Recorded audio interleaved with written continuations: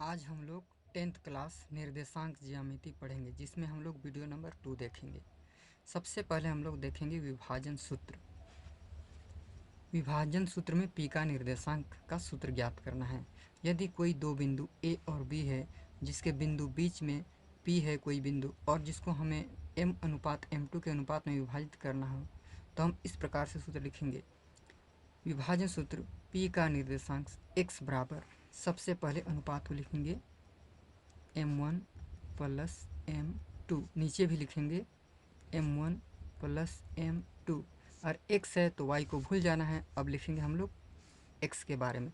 तो सबसे पहले 1 है तो लिखेंगे x2, 2 है तो लिखेंगे x1। उसी प्रकार y है तो x को भूल जाएंगे, तो y के बारे में लिखेंगे। सबसे पहले हम लोग लिखेंगे m1 प्लस m2, उसके बाद m1 प्लस m2, y है तो लिखेंगे y2, इसके बाद यहाँ पर लिखना है y1। फॉर्मूला कंप्लीट हो गया। अब एक इस प्रश्न को हम लोग देखेंगे।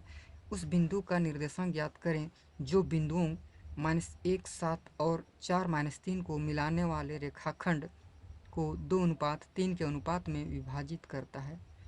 माना P का निर्देशांक, दो जगह बिंदु लेते हैं A और B, और दोनों का निर्देशांक लिख देते हैं। m1 2 है, m2 3 है। P का निर्देशांक x और y है। x1 के जगह में -1 और y1 के जगह में 7 है, x2 के जगह में 7 है और y2 के जगह में -3 है। अब हम लोग देख चुके हैं फॉर्मूला। इस फॉर्मूला में सभी का मान पुट कर देना है। x बराबर m1 x2 plus m2 x1 बटा m1 प्लस m2, y बराबर होगा m1 plus m1 y2 plus m2 y1 बटा m1 प्लस m2। m1 का मान होगा 2 रख देना है, x2 का मान होगा 4, तो 4 रख देना है।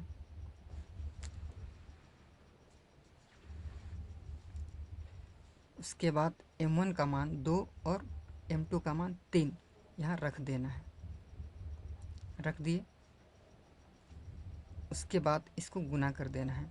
2 चौके 8 होगा और प्लस माइनस होगा, तो यहाँ पर होगा 3 का 3 माइनस में होगा। अब नीचे जोड़ के 5 लिख देना है। इसको कैलकुलेट करेंगे तो हो जाएगा 5 बटा 5 कट के हो गया 1। x का मान कंप्लीट। अब y में फॉर्मूला में हम लोग इसका मान डालेंगे। m1 के जगह में 2 डालेंगे, 2 डाल दिए। y2 के जगह में -3 डालेंगे, -3 डाल दिए। प्लस है तो प्लस डालना है। m2 के जगह में 3 डालना है, 3 लिख दिए। और y1 के जगह में 7 का डालना है, 7 लिख दिए। नीचे m1 प्लस m2 का मान डाल देना है, 2 और 3। 2 और 3 को जोड़ेंगे तो 5 होगा।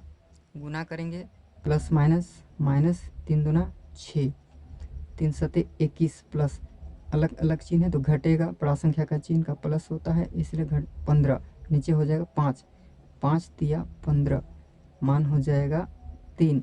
इसलिए P का निर्देशांक x का मान 1, y का मान 3 हो गया आंसर।